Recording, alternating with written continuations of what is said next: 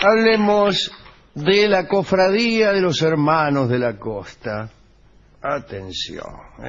Así que situémonos a principios del siglo XVII. En ese entonces vivían en la isla La Española, que no es otra que aquella que se reparten entre Santo Domingo y Haití, muchos bucaneros. Eran hombres de distintas nacionalidades, refugiados, protestantes perseguidos, esclavos evadidos, chorros, desertores, nobles, aventureros. Se los llamaba bucaneros porque comerciaban con la caza y venta de carne que ahumaban en las bucanas, se llamaba bucana. Y habían utilizado ese comercio y ese rudimento para sobrevivir en aquellas tierras. Por esos tiempos, un decreto de España prohibía a sus súbditos de América todo comercio con los demás países. Los productos de las colonias debían ser negociados y transportados por los españoles, y a su vez todas las mercancías importadas debían proceder de España. Aquel decreto fue, naturalmente, un enorme error político y económico, porque surgió un contrabando del que los bucaneros sacaron un gran provecho. Los propios barcos españoles se acercaban a la Española en busca de precios más baratos para carne seca y otro tipo de mercancías. Los barcos que España mandaba para combatir el contrabando también comerciaban con los contrabandistas porque les convenía. Los primeros bucaneros se enriquecieron rápidamente y llegaron miles de hombres a la Española, a la isla, ¿no?, para tratar de sumarse a aquella fila de contrabandistas prósperos. Pero en 1620 los españoles empezaron a atacar directamente a los bucaneros. Murieron muchos y otros escaparon de la Española y se fueron a una isla, la isla Tortuga, al noroeste de la Española. Es una isla muy pequeña. La Tortuga tiene 40 kilómetros de largo por 8 de ancho, la parte más ancha. Y allí había muy pocos habitantes. Y se instalaron los bucaneros y en esa isla formaron la Cofradía de los Hermanos de la Costa. Fueron piratas unidos por el mismo objetivo, fundar una sociedad para salvaguardar su libertad, pero también de paso saquear, robar, etcétera, ¿no? Imagínense, eran piratas, no libertarios. En aquella sociedad no había prejuicios de nacionalidad, ni de religión, ni, como le acabo de decir, de ética. Las guerras que se entablaban entre estados europeos no perturbaban la armonía de esa cofradía, ¿me entiendes? Había una guerra entre Holanda y España, y los holandeses y los españoles que vivían allí no se tenían ni la menor inquina. No existía tampoco allí en la isla la propiedad individual. En realidad, lo que no había era la venta de tierra, ¿no? Que a nadie le interesaba prosperar como terrateniente tampoco. Pero los barcos, no sé si tenían dueño, estaban allí, pertenecían a toda la cofradía. Cuando un capitán llegaba a sumarse a la fila de los hermanos, debía dejar los derechos individuales sobre la embarcación. Cualquiera que preparara una expedición podía utilizar los barcos convenientes. Igual no les importaba mucho a los piratas, que tenían un vínculo bastante liviano con sus naves. El pirata no sentía mucho afecto por la nave que tripulaba. No había tampoco allí, en la isla Tortuga, un código penal, se imagina. Las querellas se disputaban de hombre a hombre, en duelo o a piñas. Nadie estaba obligado a participar en expediciones. La cofradía jamás persiguió a nadie por desertor. Vos te ibas cuando querías. Y elegían un gobernador que podía ser depuesto de sus funciones también por votación. No tenía en absoluto los poderes de un gobernador colonial, ¿no? Y existía también un consejo de ancianos. No era muy numeroso el consejo de ancianos, principalmente porque allí casi nadie llegaba viejo. Imagínense, pirata, los tiros, qué sé yo, abordaje, ¿quién llegaba viejo? Consejo de ancianos, 2 tipos. Solo podía ser miembro de la cofradía quien hubiera cumplido con una serie de pruebas, unas pruebas llamadas matelotage. Parece que cuando un aspirante llegaba a la isla, cualquiera fuera su procedencia o edad, entraba al servicio de alguno de los piratas como sirviente. Debía seguir a su señor a todas partes, hacerle la comida, lavarle la ropa, limpiar la choza, cuidar sus armas.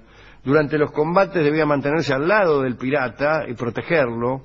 Y el postulante no participaba en la elección de gobernador, debía vestirse con ropas de desecho de su jefe, y 2 años de este servicio eran necesarios para ser considerado como un miembro de la cofradía, como un hermano. Allá por 1640, en la corte francesa, empezó a pensarse en convertir a la isla Tortuga en una colonia. Bueno, al principio mandaron a un gobernador para que pusiera un poco de orden. Se llamaba Lavasseur.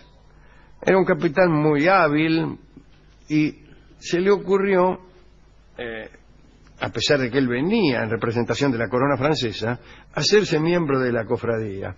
Pasó las pruebas y se ganó el apoyo de algunos piratas, especialmente los que eran franceses, ¿no? Y llegó a convertirse en gobernador de la cofradía, pero olvidó su misión inicial, porque se convirtió en cuerpo y alma en un miembro, en un hermano de la cofradía, y descuidó las instrucciones que había recibido de Francia. El cardenal Mazarino, que era el regente, entonces mandó otro posible gobernante, que era un caballero, Pontenay, que también se hizo pirata. Lo mandaron de gobernador y se hizo pirata como tantos, ¿no? Tiempo más tarde, el administrador general de finanzas, Luis XIV, estaba leyendo, Colbert creo que se llamaba, leyó un ensayo sobre los bucaneros, y estaba escrito por un antiguo hermano de la costa, el pirata Beltrán d'Ogeron. En el ensayo se explicaban las oportunidades perdidas por Francia para apoderarse de Tortuga. Y entonces el ministro vio que el autor de aquel libro sabía mucho, el d'Ogeron, y lo llamó. Lo llamó y le dijo: lo voy a mandar para que usted se apodere de esa isla en nombre de Francia. d'Ogeron en realidad no era más que un aventurero fracasado, pero aprovechó bien esa oportunidad de reivindicarse. Había estado explotando unas salinas, d'Ogeron, había hecho un montón de negocios, siempre con malos resultados. Él mismo había escrito: estoy rodeado por los despojos de mis empresas infortunadas. Pero bueno, cuando le ofrecieron convertirse en gobernador de la isla de Tortuga y apropiársela para la corona francesa, aceptó. Bueno, lo primero que hizo fue seducir a los piratas de la cofradía con disposiciones que no los molestaran. Después llegó ahí, se hizo lotario, con 30 hombres nada más. Y en poco tiempo consiguió hacerse nombrar gobernador, pero de la cofradía, otra vez. En realidad fue muy astuto, porque no ejerció la menor violencia. Lo único que hizo fue empezar a sembrar y a estimular el cultivo del cacao, el maíz y el tabaco. Después construyó una fortaleza llamada La Torre, le habían dado guita también, ¿no? Empezó a tratar de diluir el carácter pendenciero y peleador de todos los muchachos de la isla. Y para eso les buscó mujeres. Contrató un centenar de muchachas francesas para que fueran a pasar el resto de sus días a Tortuga. Se trataba naturalmente de prostitutas, pero fueron todas. Y aquellos hombres, privados de todo contacto con mujeres durante años, se entusiasmaron muchísimo con aquella disposición. E incluso cientos de colonos de otro lugar, viendo que ahí venían hermosas mujeres europeas, también llegaban a la isla atraídos por la noticia, ¿no? d'Ogeron consiguió una especie de resarcimiento para recuperar el gasto que insumían las chicas. El que se metía con una concubina debía pagar los gastos de transporte de la mina. Y los tipos pagaban, ¿sabes cómo, no? Bueno, parece que cuando llegaban las muchachas, los hermanos formaban un semicírculo en la playa, se vestían con sus mejores galas, Cuando la última de las chicas bajaba de las canoas y llegaba a la costa, un hermano daba un discurso grandilocuente, hablando de honestidad, fidelidad, redención, y después cada uno elegía la suya, más o menos como podía. Las parejas no se casaban, pero había un reglamento. El hombre se comprometía a considerar a su mujer como compañera y de ningún modo como una esclava. Si la muchacha era maltratada, podía recurrir al gobernador y éste estaba autorizado a romper la unión. Si el hombre moría en acción, en algún choreo, ¿no?, o se fugaba, la muchacha podía elegir a un nuevo protector. Las mujeres se adaptaron fácilmente, los hermanos de la costa también se adaptaron a estas modalidades, muchas parejas tuvieron hijos, un edicto confirmó su derecho sobre los hijos, y así los hombres de la cofradía se convirtieron en buenos burgueses. Claro, tal cual. ¿Qué otra cosa hicieron sino esto? Empezaron a profesar otra moral, de a poco abandonaban su vida aventurera, y si es que por ahí salían, siempre volvían a Tortuga, se fueron integrando a la economía francesa sin darse cuenta. Las empresas las manejaba todas d'Ogeron, de tal forma que servían a la corona de Francia. Cada vez venían más inmigrantes, la cofradía quedó minimizada, porque eran mayoría los que venían de afuera a trabajar en las plantaciones o a casarse, que los piratas. Y así. Ahora bien, hubo también algunos que, esto no viene al caso, que trataron de... Ya vamos a hablar un día de los proyectos de repúblicas piratas. Hubo un holandés, Mansell, que se sublevó y trató de formar una república pirata, pero las vamos a contar todas juntas, ¿no?, los proyectos de repúblicas piratas. d'Ogeron nombró a su sobrino, cuando estuvo viejo, gobernador de la isla, y volvió a Francia para morir allí en 1675. Y lo que había sido una cofradía de malhechores se convirtió en la capital administrativa de la nueva colonia francesa al norte de Santo Domingo. Los valores cambiaron, naturalmente. El máximo valor entre los piratas, que es el coraje, fue sustituido por la virtud de la prosperidad. Y por ahí es inevitable caer en una ocurrencia y escribir una novela. Y voy a escribir una novela donde el asunto central es este que acabamos de decir: la tentación de la moral heroica por un lado y la tentación de la moral burguesa por el otro. Esta novela podría llamarse, por ejemplo, El ingenioso hidalgo Don Quijote de la Mancha, que no es otra cosa que eso, ¿no? Las dos tentaciones. Por un lado, la de las aventuras quijotescas, y por el otro lado, la tentación de lo seguro. No otra cosa es la sobrina de Quijano, no otra cosa es el bachiller Sansón Carrasco, que lo vienen a buscar y lo tientan con la vida familiar, con la tranquilidad. Qué cosa, ¿eh? Bueno, lo que sí tengo que decir para todos aquellos que están dudando, sí, bueno, es un dilema que claro, uno entre tiene. ser piratas o ser comerciantes, vendedores de churros, ponele. Que hay que elegir. La diosa, y especialmente las dos diosas, la diosa del amor, Afrodita, pero también Ártemis, bueno, los dioses de la prosperidad y los dioses de la aventura piden una entrega completa. Usted no puede ser pirata los fines de semana.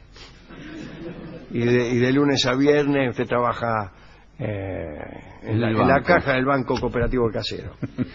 No puede. No puede. Qué cosa, ¿eh? Así que hay que elegir. A ratos libres no se puede ser poeta. No podés ser poeta a ratos libres. Sí. No. Sos poeta toda tu vida, con la carga, con la cruz que eso implica, ¿o no? Sí, pues ya lo sábado y domingo me voy. No. Así que hay que elegir. Y la dedicatoria de esta charla es a los que eligieron, a los que eligieron. O también a San Mateo, que era recaudador de impuestos y cansado de de la moral del recaudador de impuestos, se fue a buscar la gloria en una aventura insuperable después de todo, ¿no? Se fue con el Cristo, a ver qué pasaba. Pero hay que elegir, qué cosa, ¿no? Nosotros hemos ido a la discoteca. Le explicamos todo esto al discotecario. Sí, bueno, en vano. Que ya, en vano se lo explicamos. De todos modos, el discotecario tiene resuelto ser discotecario, que implica una ausencia total de aventuras. Sí. Cuando uno no quiere aventuras, se nota enseguida, hay indicios. Hay indicios. Por ejemplo, tiene el auto asegurado. Cierra la puerta con llave, bueno, todas esas cosas, la llave, el seguro, el mosquitero, todas son cosas para ponerse a cubierto del destino. El tipo que toma tantas precauciones no quiere aventura. La pantufla. Claro, todo lo que está para asegurar algo, para resguardar algo. El freezer. No, pues si no se me pudre. Bueno, un pirata no tiene freezer. Bueno, le explicamos todo esto al tipo. Y yo le dije, mire, porque usted ya eligió, así que o es pirata o es vendedor de churros. Sí, dijo el tipo, pero dudó, dijo, pero todos saben exactamente quiénes son.